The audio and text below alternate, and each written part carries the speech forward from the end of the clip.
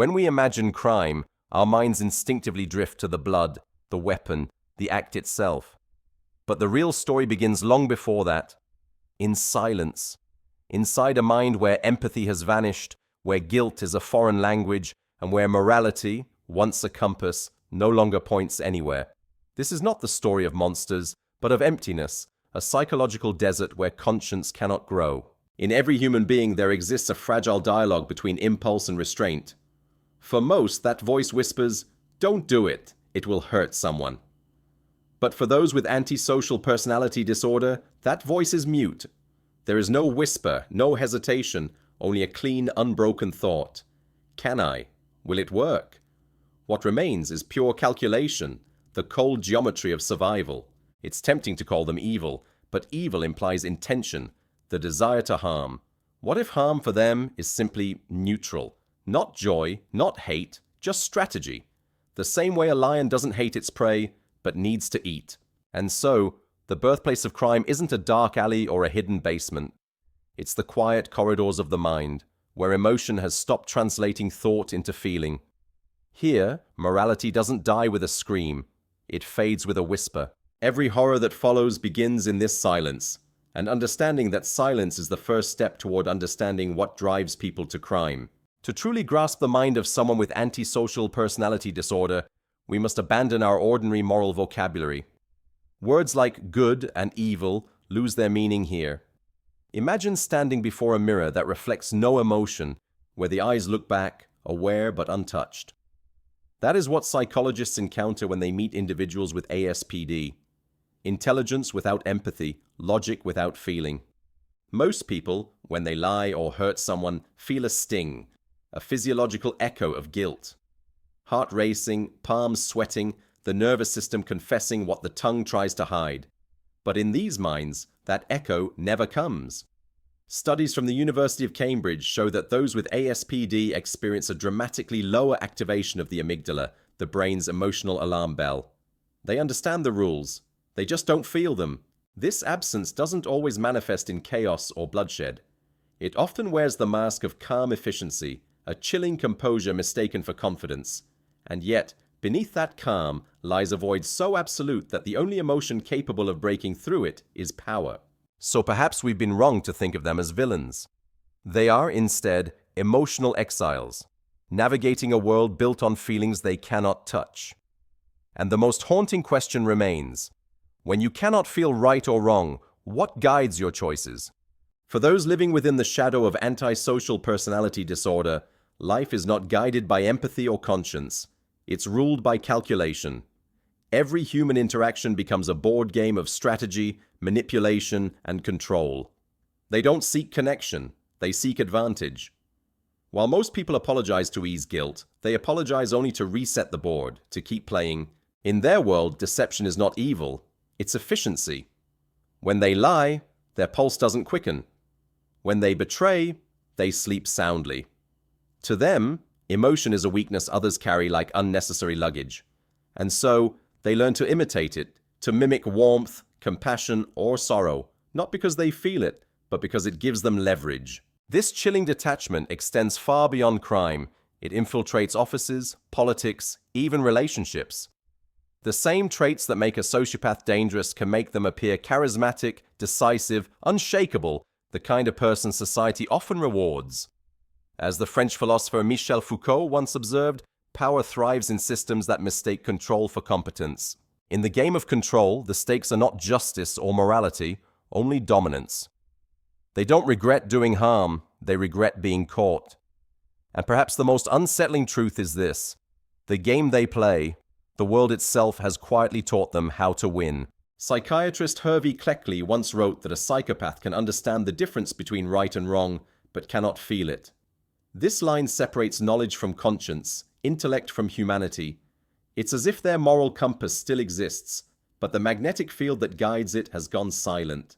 The needle spins freely without direction, pointing everywhere and nowhere at once. They can recite the laws of morality like a scholar quoting philosophy, yet those words never pierce the emotional core. They comprehend pain in theory, but not in sensation. It's like studying fire without ever feeling its heat. And because they lack that burn, Their sense of right and wrong remains purely intellectual, an abstract puzzle rather than a moral weight. This makes them remarkably adaptable. They can mimic ethical behavior when it benefits them, perform empathy like an actor performing grief. Their awareness of moral codes is not born from belief, but from observation, a set of social cues they've learned to exploit. The danger lies in that imitation, because when morality becomes performance, sincerity dies. And in a world where appearances often outweigh truth, it becomes harder and harder to tell who has lost their compass, and who never had one at all. Modern neuroscience sheds light on what once seemed like pure darkness. When an ordinary person witnesses pain, the amygdala and insula, the brain's empathy centers, ignite like flares, signaling emotional recognition. But in those with antisocial personality disorder, those same regions remain eerily still. Brain scans conducted by Dr. Kent Keel on convicted psychopaths reveal a striking pattern. Emotional words, violent images, even human suffering register as faint static, intellectually noticed but emotionally blank. To them, another's agony is not felt but analyzed. They process suffering as data, a piece of information to be interpreted or used. That person is hurt does not evoke sadness, it provokes calculation. Can this be turned to my advantage? This neurological silence becomes a psychological storm. They don't kill out of rage or revenge, but out of the pursuit of sensation. Because when your inner world is frozen, even cruelty can feel like warmth.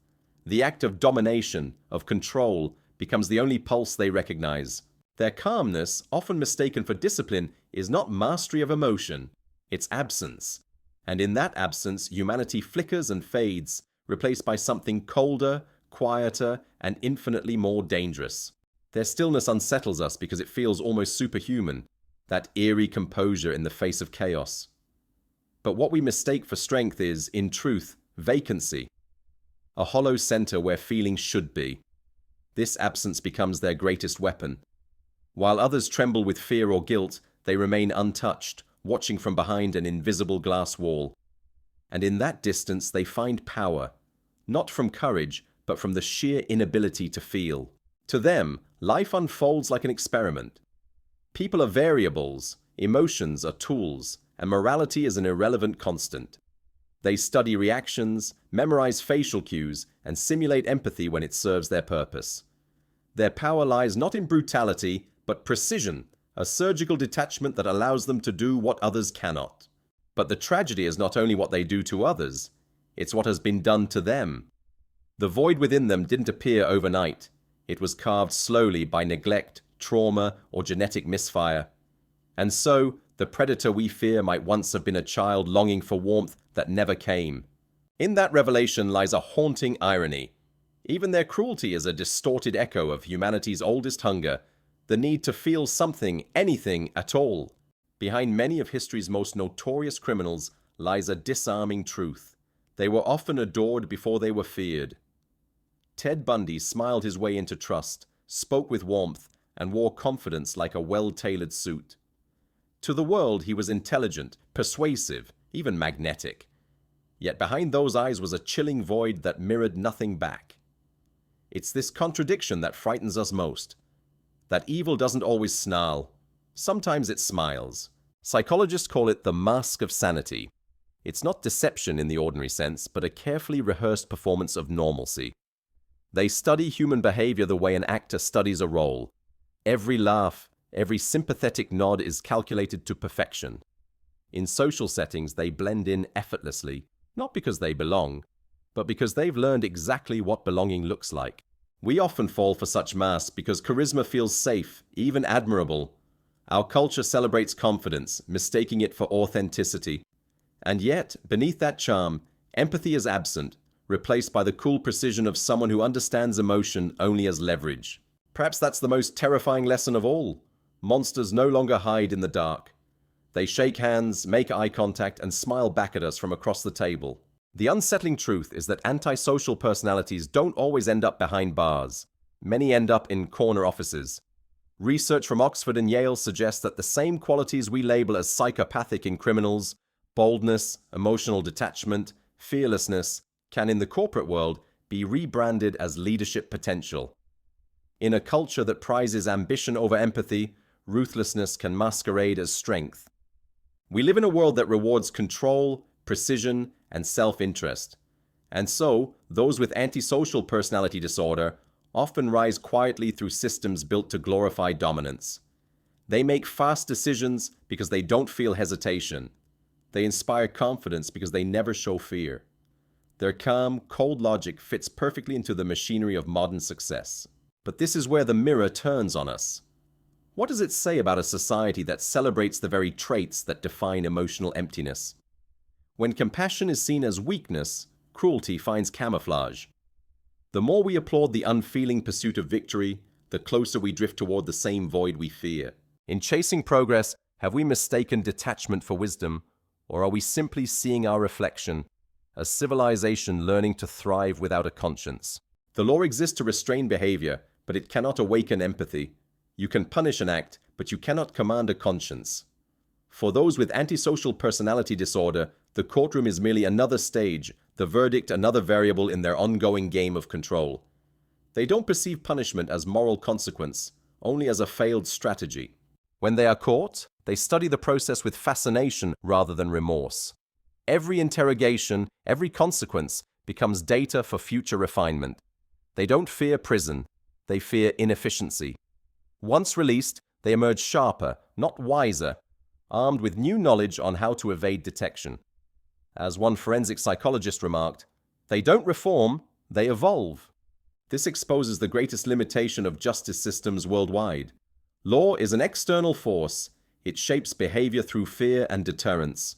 But morality is an internal force, born of feeling, connection, and guilt. Without the latter, the former loses meaning. You can cage the body, but not the emptiness. And that's what makes the emotionless dangerous. Not because they reject morality, but because they live in a world where morality has no currency at all. There's something uniquely terrifying about those who harm without hatred. Rage, at least, reveals humanity. It shows a spark of feeling, however dark. But the killer who smiles? That's something else entirely. Their violence isn't driven by passion. It's executed with elegance, precision, and calm. They don't strike in frenzy. They strike in rhythm. The absence of emotion becomes their weapon, their serenity sharper than any blade. Psychologists describe this as instrumental aggression, violence committed for gain, not impulse. They don't lash out to release anger. They act because the outcome benefits them. That's why they can charm a victim moments before destruction, offering comfort with one hand and catastrophe with the other. Their cruelty wears perfume, speaks softly, and looks you in the eye. We fear such people not only for what they do, but for how normal they seem. Because their smile reminds us of our own capacity to hide. The same face that says, "I love you," can also whisper, "I own you." And in that duality, we glimpse something deeply unsettling about ourselves. Perhaps the most chilling truth is this.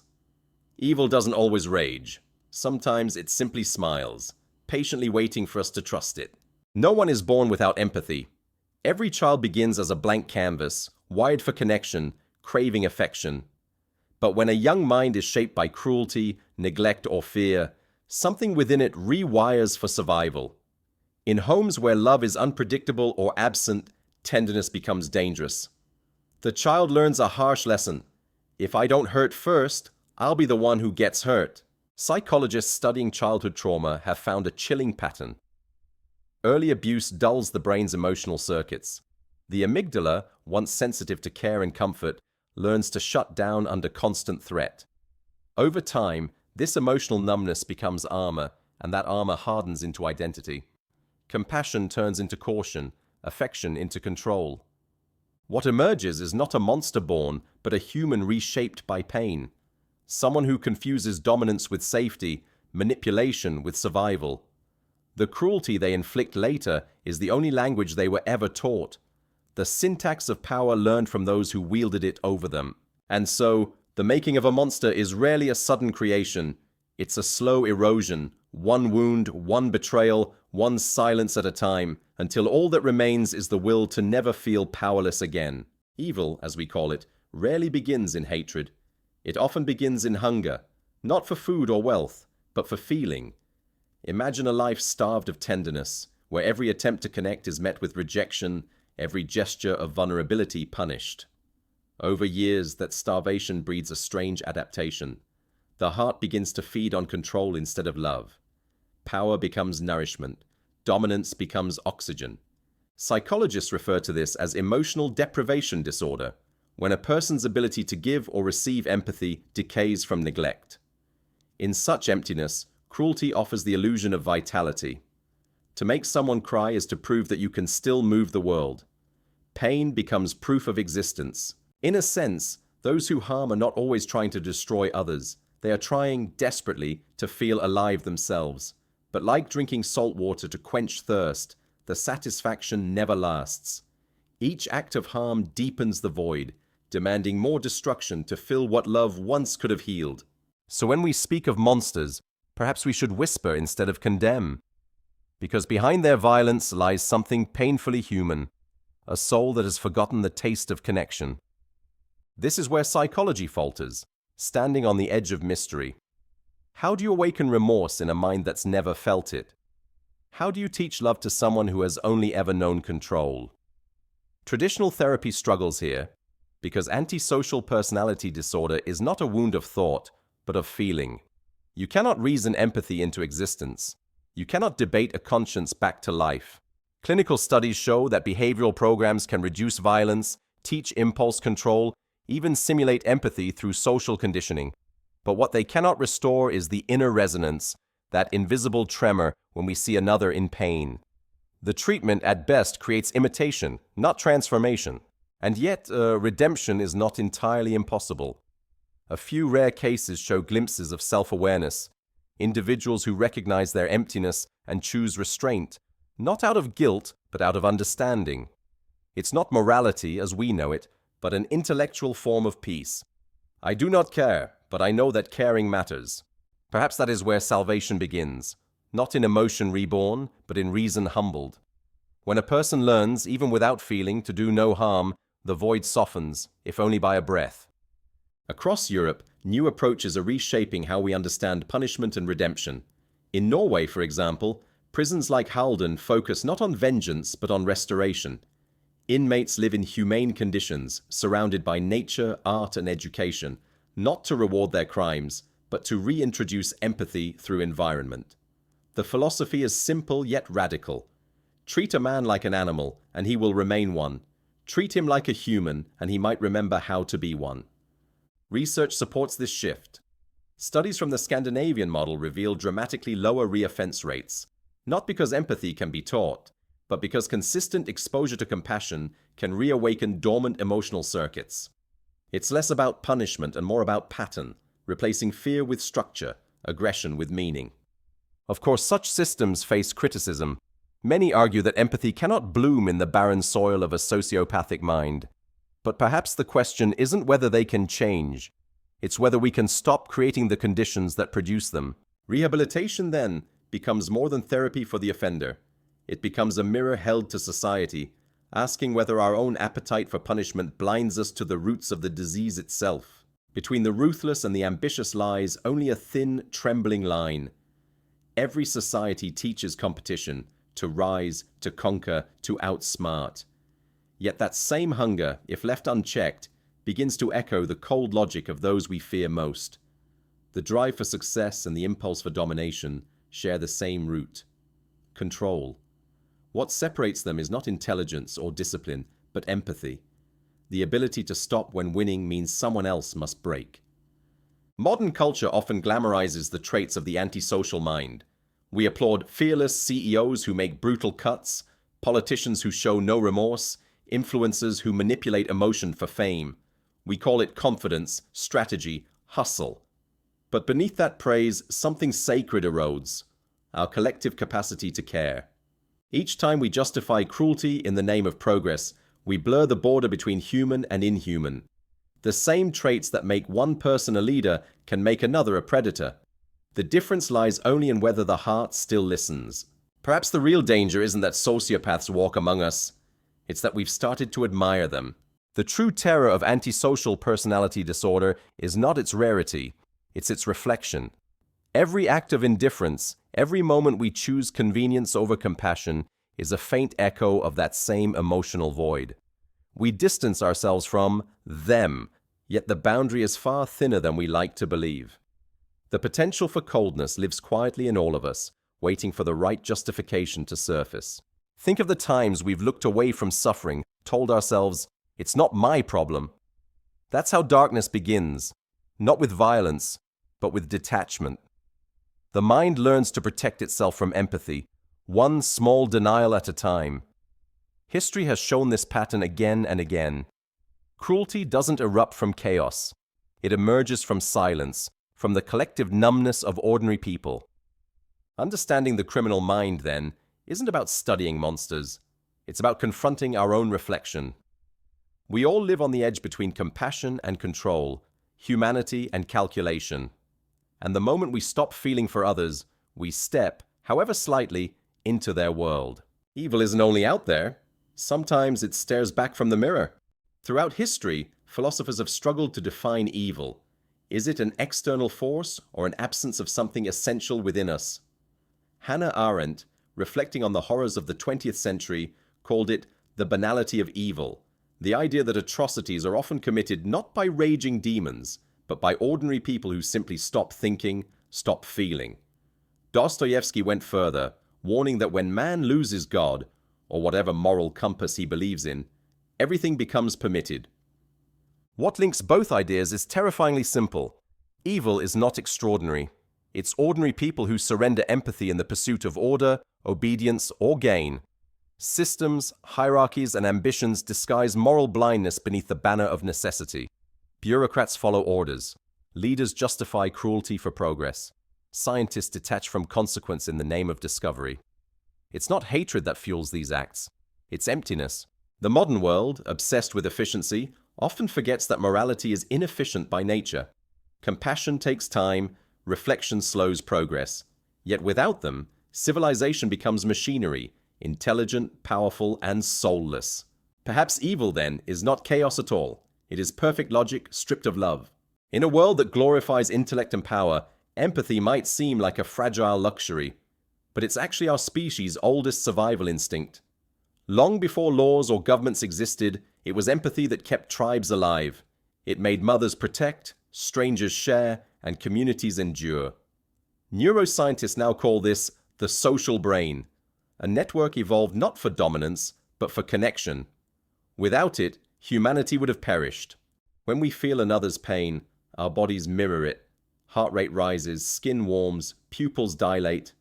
These responses aren't weakness. They are the invisible threads that bind our species together. They remind us that our survival was never meant to be solitary.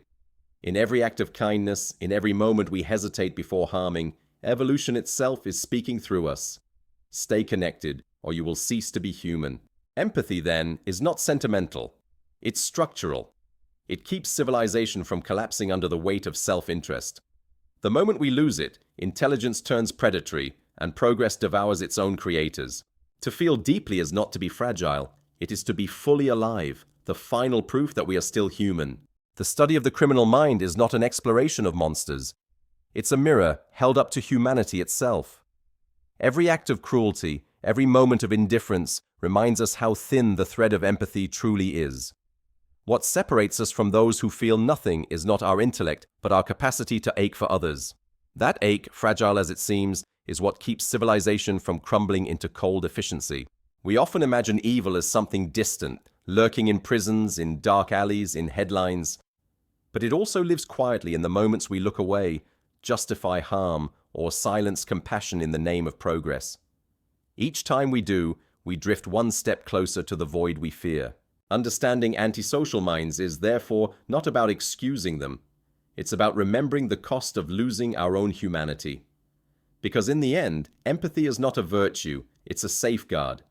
It's what allows us to choose kindness when cruelty feels easier, and to heal when the world grows cold.